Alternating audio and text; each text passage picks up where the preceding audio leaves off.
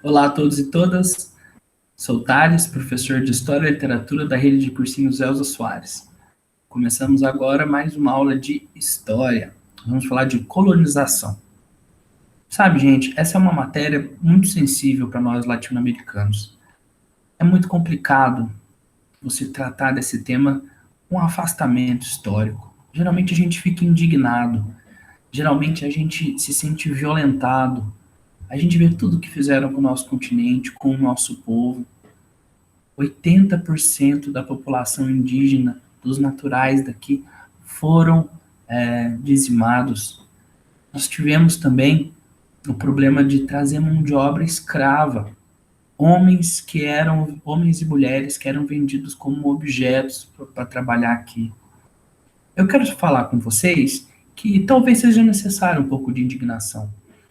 Eu não vou vir aqui como um homem branco com descendência europeia, falar como as pessoas devem reagir e que nós temos que manter toda aquela polidez, toda aquela coisa acadêmica, toda aquela calma para tratar de um assunto desse.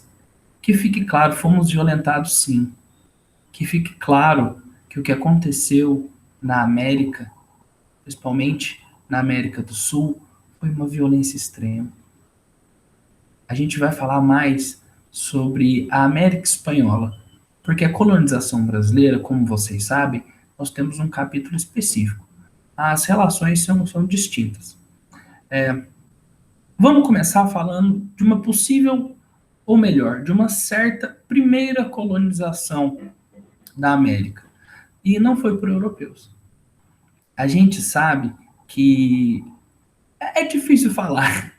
A gente sabe quando a gente trata de um período de pré-história, porque existem fósseis muito antigos que tem aqui no nosso continente. Mas, ao que tudo indica, nós não tínhamos povos autóctones,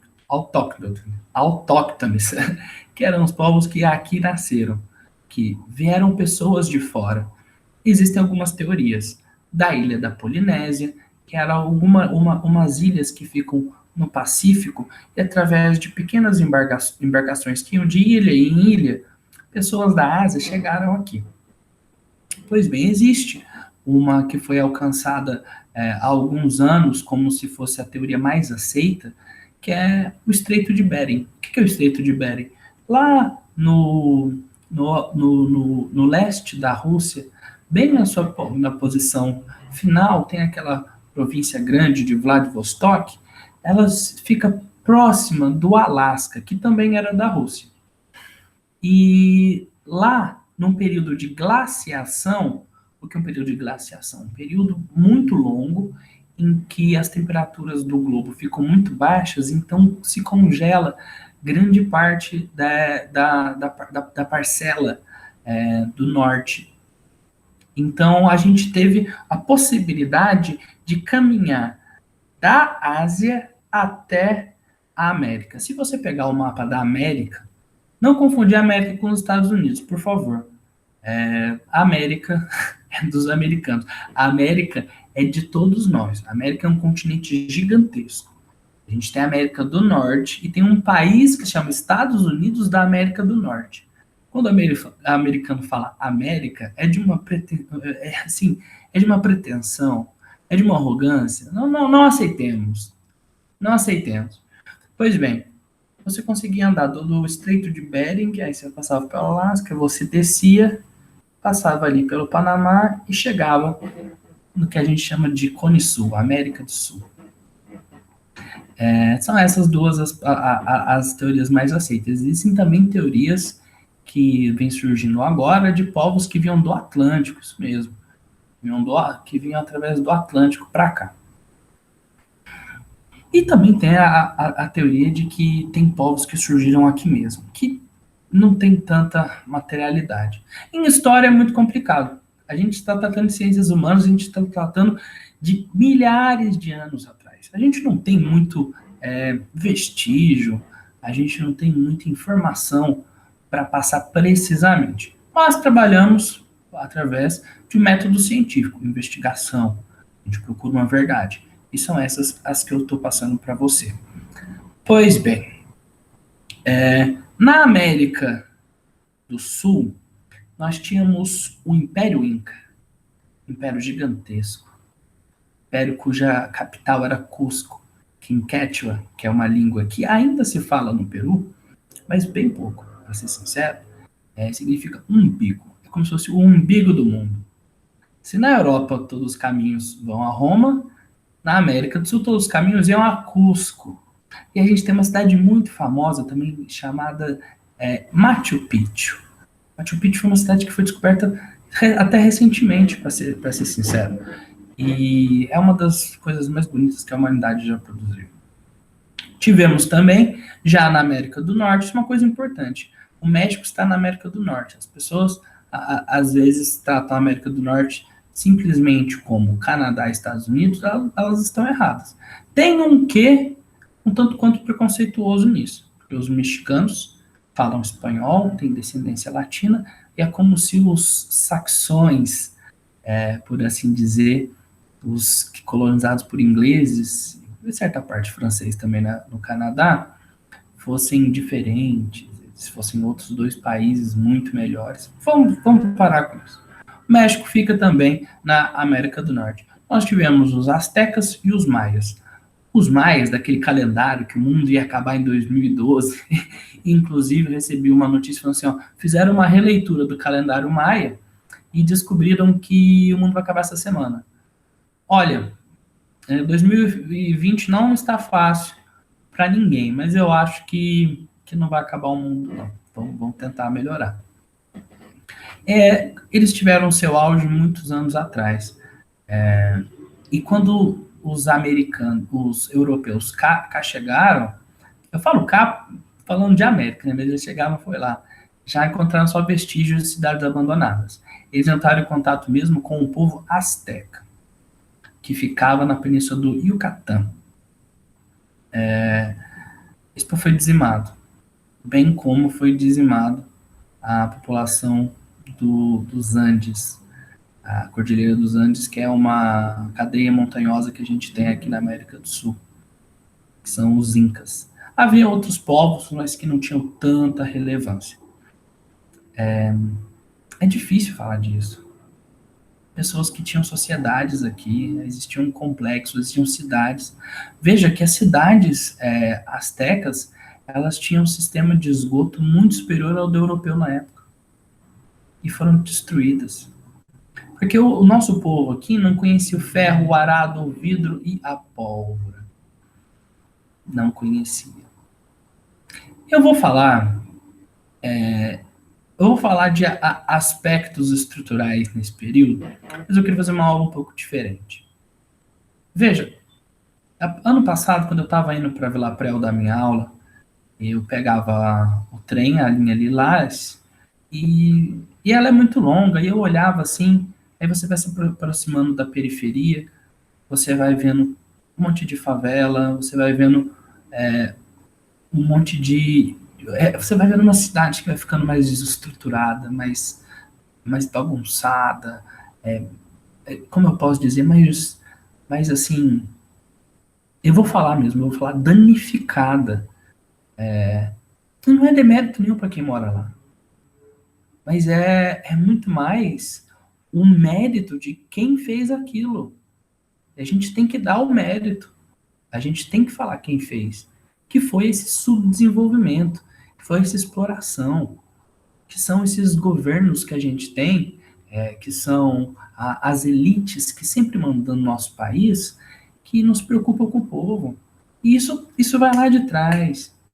Isso vai lá de trás. Compreenda que o papel que o Brasil assume, assim como os países latino-americanos, ele é imposto por países de fora, por Estados Unidos, por Europa. E isso reflete no nosso povo aqui, isso reflete na nossa cidade. Então a gente vai chegando na periferia, a gente tem menos árvores, a gente tem menos hospitais, a gente tem menos escolas, a gente tem menos áreas de lazer. Isso é uma violência tão grande. Isso é uma violência gigantesca. E eu pensava, falava assim, eu não vou dar aula do jeito que eu queria dar, não. Porque aí a gente vai começar a falar, eu poderia chegar e começar a falar do Império Inca, e como ele se enfraqueceu no final, e como a disputa de Atahualpa com Lasca enfraqueceu o Império, e assim quando Francisco Pizarro chegou lá, era uma fácil dominação, aí eu podia falar para vocês quais são os períodos, mas eu não sou livro de história. Estou trabalhando aqui enquanto um professor que quer fazer com que vocês se sensibilizem e vejam que existem outras formas de buscar o conhecimento histórico. Minha paixão foi sempre a história, mas eu acabei na letras justamente por descobrir que através de textos e através da literatura você conseguia ensinar a história de uma forma diferente. Tem muitos historiadores. Não estou falando que eles são menos importantes, de forma alguma. Me baseio neles também. Mas eu precisava de uma coisa diferente e é esse tipo de aula que eu vou trazer para vocês hoje. Estou com 3 livros aqui, em que um eu vou falar o início dele, que na verdade não é parte ainda do livro, é um discurso. Eu vou falar um outro, que pode ser visto como um livro de história, uma narrativa muito boa, e um terceiro que é um romance brasileiro. Mas guarde aí que já chego lá. Não vou passar batido algumas coisas de estrutura, porque afinal de contas, não só estudamos história para sermos pessoas melhores, para compreendermos nosso meio, a função social que temos, mas a gente tem que facilitar a entrada de vocês no cursinho. Na universidade, desculpa. Esse é o nosso objetivo. Então, a gente tinha um modelo de exploração extremamente violento. A gente tinha as encomendas, lembrando que eu vou falar mais aqui da América Espanhola. Ok, lamento não ter feito essa explicação anterior, mas agora eu estou corrigindo. Alguém fala América Espanhola e alguém fala América Portuguesa. O que significa isso? Vamos lá. Nosso continente foi descoberto. Olha o meu vício já de linguagem. O nosso continente foi descobrido. Foi dividido antes mesmo de ser descoberto. Eu me atrapalhei um pouco, mas é normal. O Papa Alexandre VI, que era o cardeal Rodrigo Borgia, que por sinal é uma das famílias católicas mais sujas de toda a história. Esse foi conhecido como o Papa mais sem vergonha. Tem um livro do autor chamado Mário Puzo, que fala da vida dos Borgias, chama Os Borgias. É um livro muito bom. Mário Puzo escreveu O Poderoso Chefão, uma obra bem conhecida que ficou gravada para a eternidade com o filme do Francis Ford Coppola na década de 70. Enfim, esse Papa, que era espanhol, dividiu o mundo entre a América, entre Portugal e Espanha. Portugal ficaria a tantas léguas com o que ficaria a leste e a Espanha a oeste. E Portugal falou assim, veja bem, dá para chegar um pouquinho mais para o lado? Porque Portugal já sabia da existência do Brasil. E a gente não ficava nesse território todo que temos hoje. Era bem menor. Era bem menorzinho. Houve uma expansão brasileira, que a gente vai tratar na aula indicada, que a gente vai falar da expansão brasileira, que teve também a ação de Bandeirantes, teve a ação do Boi no norte, enfim, e até mesmo dos jesuítas. Eu poderia não falar, mas eu prefiro falando, porque eu vou soltando aos poucos algumas informações, vocês vão buscando, entendeu? Eu acho que funciona bem. E o resto ficou para a Espanha. Veja, um papa dividiu o mundo em 2. Alguns países já não eram mais católicos. Dou exemplo para vocês da Inglaterra. E a rainha Elizabeth olhou e falou assim, quer saber de uma coisa? Eu não sou católico, quem é esse papa para dividir o mundo? Então fez a sua colônia lá no norte, Estados Unidos. A França também foi atrás depois. A França invadiu o Brasil. Aí a Holanda invadiu o Brasil. E aí ficava um monte de europeu chegando aqui, tentando tomar um pedaço. Mas, de certa forma, ficou dividido em América Espanhola, que seria quase toda a América Latina, e a América Portuguesa, apenas nós. Para ser sincero com vocês, eu amo a língua portuguesa, eu sou extremamente apaixonado pela língua portuguesa, mas faz falta a gente falar a mesma língua no continente. Devo dizer que a gente não consegue ter uma conexão, assim, a gente não se sente tão latino-americano como acho que a gente deveria. Pois bem, essa exploração na América espanhola se deu muito nas minas de prata e minas de ouro, mas principalmente nas minas de prata. Nós temos um país que se chama Argentina. Em latim, argentum significa prata. É como se o nome do país fosse prateado. Nós temos o Rio da Prata, que divide a Argentina e o Uruguai. E esse Rio da Prata que escoava os navios que levavam prata para a Europa. E as minas de prata de Potosí, na Bolívia, houve um genocídio tremendo naquela cidade. A organização dava-se por espanhóis e tinha uma elite que vivia lá, que já era de nascidos no próprio continente, que era a elite criolha. E eles são os que dão um movimento grande para o processo de independência. Para quem gosta de futebol, vou fazer um paralelo. Quando a gente disputa um campeonato continental, se disputa Libertadores da América. É por isso. Os Libertadores da América, mais precisamente no sul da América do Sul, San Martín, e foi liberado por Simón Bolívar, que foi um grande general e que ajudou a libertação. Voltando, eu vou falar do Simão Bolívar novamente. Mas essa exploração se dava de alguns meios. Um deles, a mita, que você pagava uma coisa irrisória e você explorava quase de forma escravocrata os indígenas que aqui estavam. A gente também tem as encomendas, que tinham os encomendeiros, uma espécie de bandeirantes, mas é uma aproximação que não é muito precisa, que eles capturavam os índios, pagavam uma coisa muito pequena para eles, e eles tinham que pagar pelo uso dos instrumentos de trabalho e passar todo o dinheiro para a coroa. É isso mesmo, vieram aqui, escravizaram e faziam com que toda a riqueza que aqui era produzida fosse para lá. Eles ainda tinham que pagar para isso. Veja que essa necessidade de ouro e de prata, principalmente prata aqui na América do Sul, vem em decorrência do metalismo, que eu expliquei para vocês na aula passada, que era essa medição de riqueza de nações. Quanto mais metais preciosos você tem, mais rica é a sua nação. Portugal não achou metais preciosos de cara no Brasil, então fazia uma coisa extrativista, tirava a cana tirava, errei de novo, tirava várias madeiras do pau-brasil, acabava com a floresta, depois teve o ciclo da cana, a gente teve um período que a mineração deu muito lucro, e foi mais ou menos dessa forma. Da América espanhola, tinha muita prata, e eles iam pegando essa prata. Houve até uma coisa que chamava Revolução dos Preços, porque como tinha muita prata e a Espanha comprava muito, os preços foram ficando mais altos, porque é uma questão de demanda, né? Se você tem muito dinheiro, você vai comprando e aí você vai aumentando o preço. Veja, se eles estão comprando alguma coisa, tem alguém produzindo.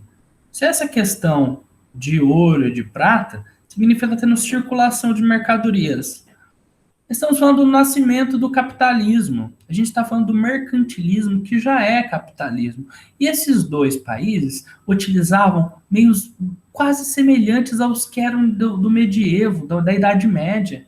Os servos tinham que trabalhar nas minas de prata, eles tinham que pagar pelos instrumentos que utilizavam, eles entregavam para uma elite, que seria essa colônia, a metrópole, e entenderam qual que é a lógica? Você não está pagando para o trabalhador, o trabalho não fica com o trabalhador, o fruto do trabalho, sendo que já na Europa já não existia mais isso, já não existia mais uma servidão europeia, a gente já não podia falar mais disso. Eram trabalhadores livres, aí começa a mudar as estruturas. É como se Portugal e Espanha não tivessem o pensamento tão voltado para o capitalismo nesse momento, e cá colocaram estruturas que já eram muito antigas na Europa. Isso também pode se explicar pela religião, vou falar com vocês na aula de Reforma Protestante, mas o catolicismo ele era meio contra alguns dogmas capitalistas. Ou melhor, o capitalismo não se dava muito bem com alguns dogmas católicos, tanto que teve religiões. O capitalismo ele fez com que ele fez com que surgissem novas religiões que pudessem o abarcar. O luteranismo foi uma, e a que mais prosperou nisso foi certamente o calvinismo. Pois bem, aí tinha essa mita, tinha as encomendas, era uma exploração muito forte. O processo revolucionário ele é lento, e na América Latina, na América do Sul, ele foi, como eu falei para vocês, encabeçado pelo Simão Bolívar. A gente tem um país que chama Bolívia, a gente tem um outro país que chama República Bolivariana da Venezuela. É um nome importante. Esse cara foi muito importante, e quando ele conseguiu fazer essa independência, ele pensava assim: precisamos de estados fortes. Para combater com a Europa ou os Estados Unidos, para a gente ficar uno e coeso, sugiro que forma o pan-americanismo. Seria uma república pan-americana. Quando você escuta jogos pan-americanos, você já ouviu o pan, significa juntos. Uma epidemia é doença. É a doença de algum local. Uma pandemia é uma doença que está no mundo inteiro, de todos os locais. O pan significa muitos, todos, juntos. Ele queria um pan-latino-americanismo. Ele queria que os povos latino-americanos ficassem juntos. Não foi possível. Não foi possível. Teve o Congresso do Panamá, teve um monte de briga e não conseguiram fazer isso. Não sei te dizer qual que é a melhor opção. O que eu posso te dizer é que o que aconteceu aqui não deu tão certo. Em termos de competitividade, porque a gente fica muito suscetível com o que querem países como os Estados Unidos ou mesmo os países europeus que tanto estrago cá fizeram. Pois bem, falei para vocês que eu tinha alguns livros para mostrar. Vamos lá. As Veias Abertas da América Latina, do grandíssimo escritor uruguaio Eduardo Galeano. Brasileiro, Lima Barreto. Eu tenho aqui para vocês Triste Fim de Policarpo Quaresma. Por fim, que vai ser o primeiro que eu vou utilizar, 100 Anos de Solidão, do Gabriel Garcia Marques, também conhecido como Gabo, escritor colombiano, magnífico, ganhou até prêmio Nobel de Literatura. A gente tem alguns prêmios, alguns Nobel de Literatura aqui da América do Sul. A gente tem o Gabriel Garcia Marques, Gabriela Mistral, Pablo Neruda, o Vargas Llosa. Nenhum brasileiro. Eu acho que é porque a gente fala português. Tem essa leve impressão. Aí vão me falar, mas o Saramago ganhou, mas ele era europeu. Existem diferenças. Não estou dizendo que não merecesse. Saramago é maravilhoso. Mas nesse livro, 100 Anos de Solidão, você pensa numa solidão. Sabe que solidão que o Gabriel Garcia Marques está falando? A solidão latino-americana. E essa aula eu quero trabalhar isso com vocês, esse sentimento latino-americano, esse sentimento de ser americano. Tem um cantor que eu gosto muito, que é o Belchior, que tem uma música chamada Apenas um Rapaz Latino-Americano. É muito famosa. E ele fala: eu sou apenas um rapaz latino-americano sem dinheiro no banco, sem parentes importantes e vindo do interior. Mas ele tem essa temática assim, bastante dessa valorização. Tem uma música chamada Tudo Outra Vez, que ele fala assim, ó: minha fala nordestina, quero esquecer o francês. Ele quer valorizar a fala nordestina dele. Quero esquecer o francês, essas coisas que são muito importantes, esses europeus. Eu quero aqui falar da nossa importância, da nossa cultura, de tudo aquilo que a gente produz. Só que eu vou fazer um porém. Cuidado com o nacionalismo. A gente tem que entender a necessidade de sentir latino-americano, de ter um orgulho de sermos quem somos, de estarmos onde estamos, mas com aquele perigo sempre de ficar longe do nacionalismo. Vou chegar lá. Eu só vou dando umas pinceladas que é para vocês me acompanharem. Eu não vou trazer livro, não. Esse livro é muito bom. Ele é um livro magnífico. Alguns podem achar confuso, mas vale a pena.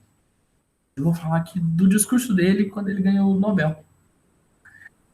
Veja só. O Eldorado, terra do ouro, Nosso país ilusório tão cobiçado apareceu em numerosos mapas durante longos anos, mudando de lugar. Gente, como uma coisa muda de lugar no mapa? E de forma, de acordo com a fantasia dos cartógrafos. À procura da fonte eterna da juventude, o mítico Alvar Nunes Cabeça de Vaca explorou durante 8 anos o norte do México numa expedição lunática cujos membros se comeram uns aos outros, e dos 600 que começaram, só restaram 5. O que ele está querendo dizer com isso?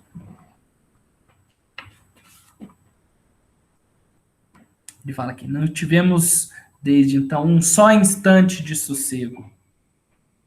Nesse lapso, houve 5 guerras e 17 golpes de Estado. E surgiu um ditador luciferino que, em nome de Deus, leva adiante o primeiro etnocídio da América Latina em nosso tempo.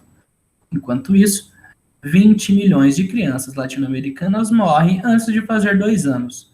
Mais do que todas as crianças que nasceram na Europa Ocidental desde 1970. Ele está falando aqui, fomos invadidos por um pessoal que acreditava que existia uma cidade que era feita completamente de ouro. Eles não sabiam onde ficava, nem sabiam se existia, mas eles acreditavam e as pessoas colocavam no mapa. Fomos invadidos e fomos dizimados por um povo que acreditava em fonte da juventude eterna, que eles podiam invadir o país dos outros e destruir tudo, mesmo acreditando nisso. Sabe por que ele está falando isso? Porque muitas pessoas acreditavam naquele ideário europeu que vamos libertar os bárbaros, que vamos levar a cultura, vamos catequizar. Uma coisa que eu esqueci de falar é que, assim como os servos tinham que trabalhar na Europa e para que o pessoal do clero rezasse e a nobreza oferecesse a proteção, aqui com os servos foi a mesma coisa. Eles fizeram as encomendas e falavam assim, ó, nós vamos te catequizar e te dar uma proteção. Então trabalhe de graça. Ou melhor, trabalhe como um escravo, como um servo, e tenha que comprar coisas nossas. Pensando em fonte da juventude. Não existe essa coisa que o europeu veio trazer coisa boa aqui pra gente. Não vou negar toda a literatura, toda a arte, toda a coisa que eles tinham, mas o povo aqui não precisava naquele momento. Nós não precisávamos. Como que você fala para um indígena que ele tem que trabalhar para enriquecer o outro? Sabe, isso é muito violento. E ele está falando aqui, não tivemos um instante de sossego. Pessoas que acreditavam que aqui tinham cidades feitas inteiramente de ouro e que tinha fonte da juventude, bem como outras coisas, como porcos com asas, como monstros gigantes. O europeu não tinha um pensamento superior, não. A gente tem que acabar com isso. De achar que o europeu, porque tinha pólvora, porque ele tinha o ferro e o arado, ele era superior. Aqui não tinha essa necessidade. E nós vivemos o ideal de outro país. Olha o que ele fala. Uma realidade que não é do papel, mas vive conosco e determina cada instante de nossas incontáveis mortes cotidianas e que sustenta um manancial de criação insaciável do plano de desdita e de beleza, do qual o colombiano errante e nostálgico não passa de uma cifra assinalada de sorte. Que ele falou que o próprio Gabriel Garcia Marques, ele é um fruto que não se sabe de sorte, porque aqui a realidade é o sofrimento, do povo que é sofrido, do povo que é humilhado, que ele é explorado.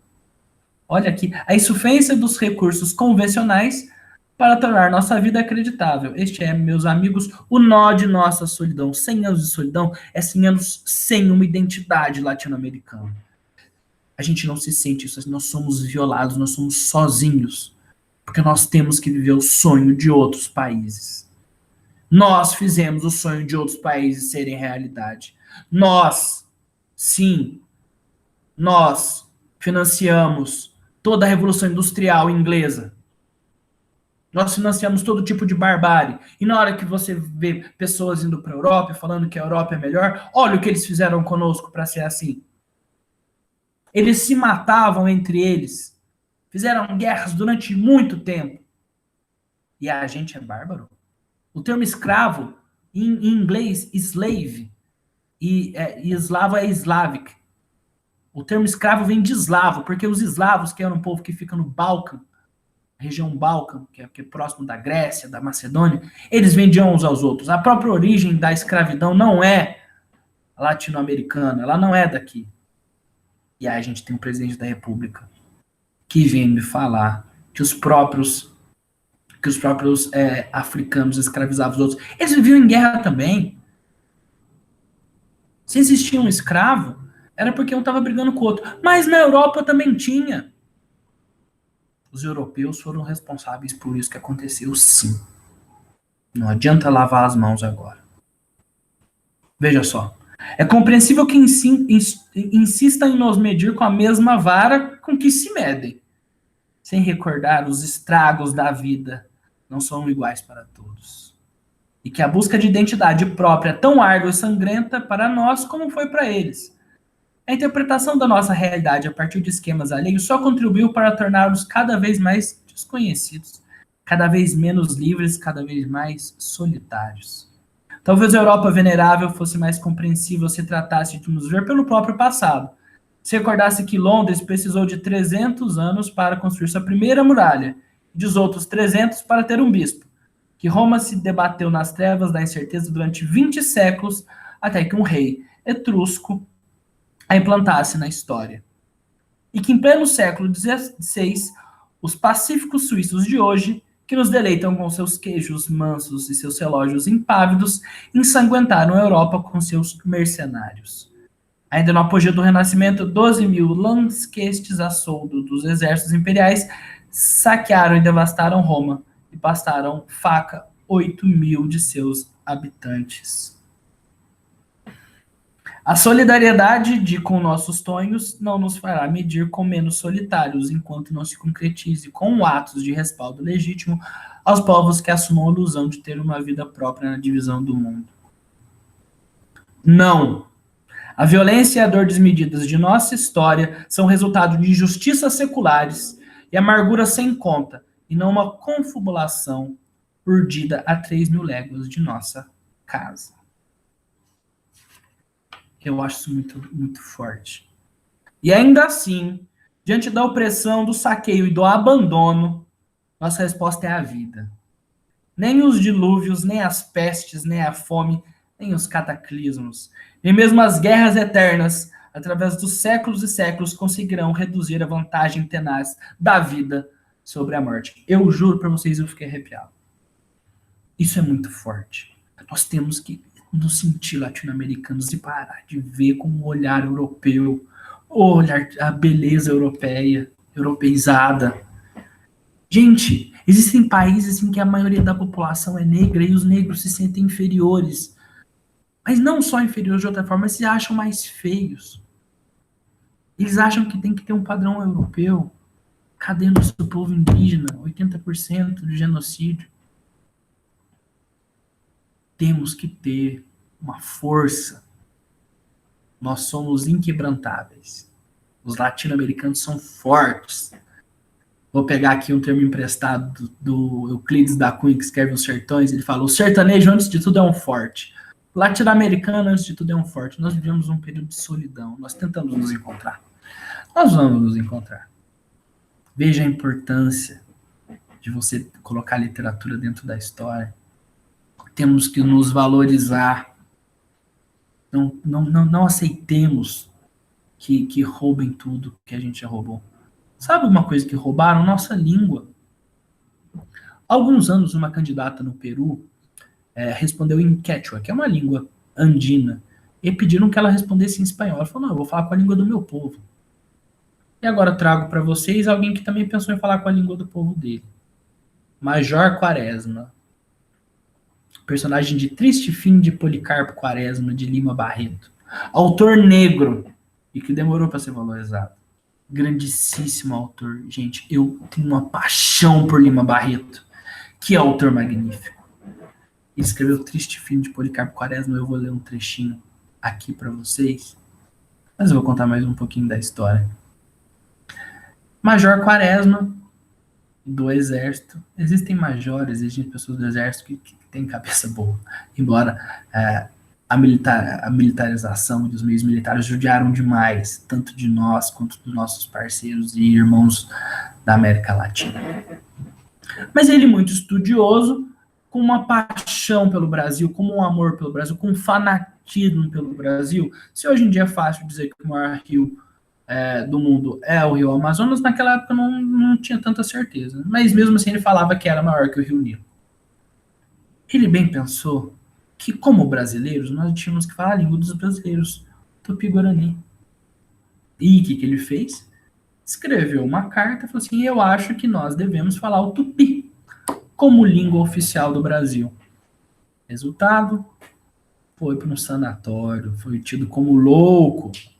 Como que aqui nessa terra que falamos português, esse idioma tão maravilhoso, vamos falar esse idioma europeu, de origem latina, vamos falar tupi, uma língua indígena, você tá louco.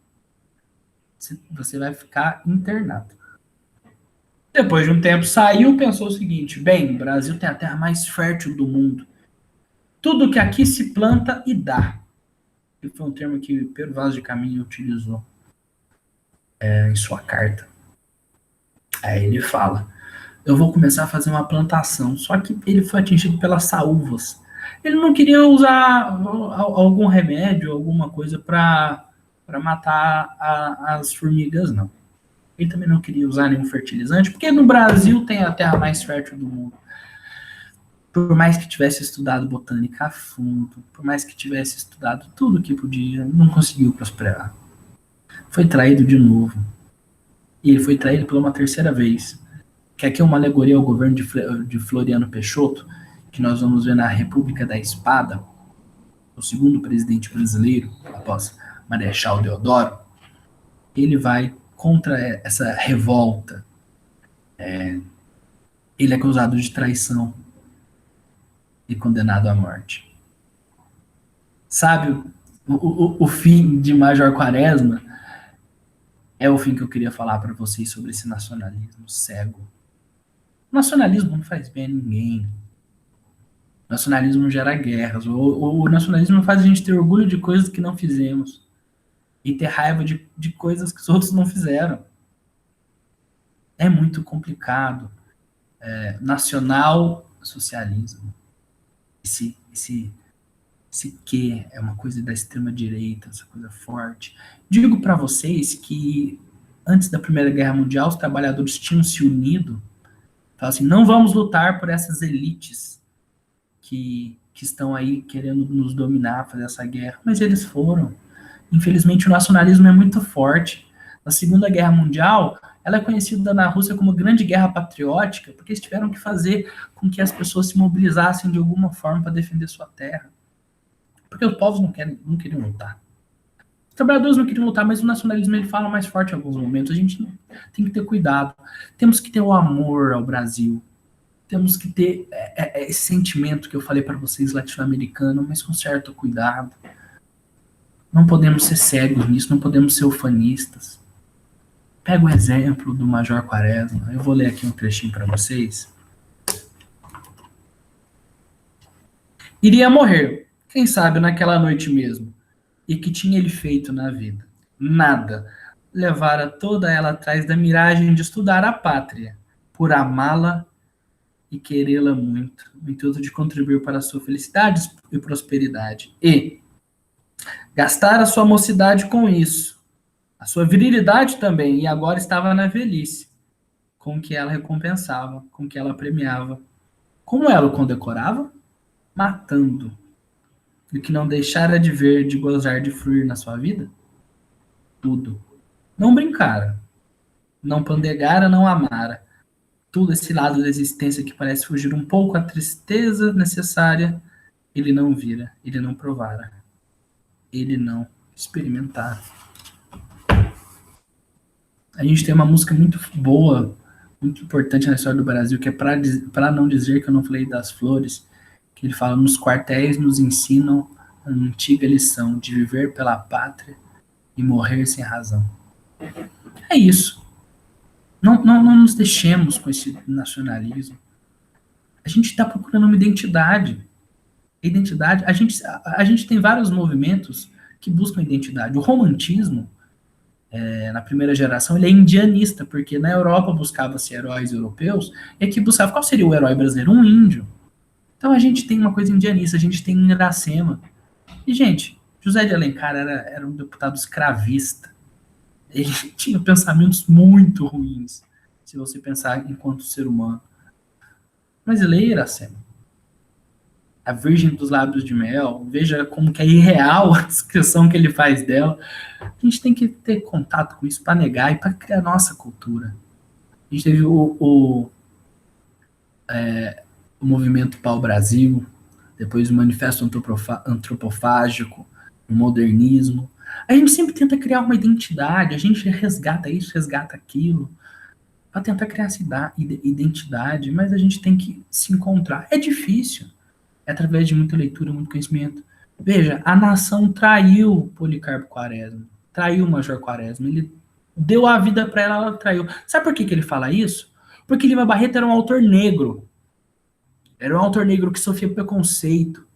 O Brasil negou Lima Barreto durante muito tempo, e mesmo após a sua morte, ele foi negado. Mesmo sendo brilhante, ele sofreu na escola politécnica, e ele tinha o nome de Alfonso Henriques de Lima Barreto. Como assim esse negro com nome de rei? Ele escreveu esse livro porque ele fez de tudo, ele foi negado. Muitos de vocês têm várias coisas negadas. Educação, a saúde, são negados, a gente sabe disso. Nós estamos lutando, a origem desse cursinho e a origem de nossa luta é para fazer com que ninguém tenha que dar um passo adiante enquanto todos nós não pudermos caminharmos juntos. É isso que eu quero falar para vocês. Essa luta de colonialismo, vamos entender a nossa importância no mundo. Por fim, olha aqui, Eduardo Galeano, As Veias Abertas da América Latina. Um grandíssimo livro de história, baseei quase toda a minha aula. Veia aberta. Olha aqui, é um mapa com a cor vermelha, como se fosse um sangue. É muito forte isso. Vocês sabem por que o vermelho é a cor da esquerda, né? Vamos falar para vocês mais ou menos. A bandeira do Brasil, ela tem algumas cores. Alguém chega para você e fala, é ouro, é mata, e são os nossos mares. Que mentira. Nossos rios, para. Verde era a cor de Bragança, que era da dinastia dos reis de Portugal. Amarelo dos Habsburgo, que era da princesa. E o azul, que não tinha, depois eles colocaram num lema positivista. Cada casa europeia tinha uma cor. Cada casa europeia tinha uma cor. Habsburgo tinha uma, Bragança tinha uma outra, o Bourbon tinha outra. O vermelho é o que está dentro de todo mundo, é o sangue. Porque se eles podem escolher as cores dele, a classe trabalhadora só viu o sangue, só viu a morte. Então, vamos nos levantar. Vamos, através da história, mudar a nossa vida, conhecimento. Vamos criar uma identidade latino-americana. Eu tô cansado de viver sozinho. Vocês querem passar 100 anos de solidão? Estamos juntos nessa. A gente tá junto. E hoje, o ideal latino-americano é o ideal negro também. Sabe, a gente não vai falar em democracia racial, a gente sabe o que o negro sofre aqui. Acabei de falar para vocês de um autor negro. Mas depois de toda a bagunça que fizeram aqui, toda a exploração, vamos pegar o que a gente tem, o que a gente ainda tem de indígena, o que a gente tem de negro, os brasileiros que aqui estão. Vamos fazer essas coisas valerem. Não se sinta menor por não falar inglês, por não estar na Europa. Saiba que o mundo quer que a gente tenha uma postura e nós não vamos aceitar. Muitos de vocês são traídos pelo Brasil. Eu sei disso. Vamos ter essa consciência. Vamos lutar por um Brasil diferente. Essa questão de pátria, de patriotismo, isso só dá guerra, isso só dá ódio. Isso só dá problema. É isso. Espero que vocês fiquem bem. Espero que vocês tenham gostado da aula. Essa é uma aula não muito tradicional, mas eu não sou livro de história. Se você quiser todas as datas, todos os nomes, você vai encontrar muito facilmente no livro. Eu quero instigar vocês a procurar, a estudar, trazer obras diferentes, obras de literatura. Eu falei vários autores de literatura aqui. Vamos junto nessa, tá? Muito obrigado. Até a próxima aula.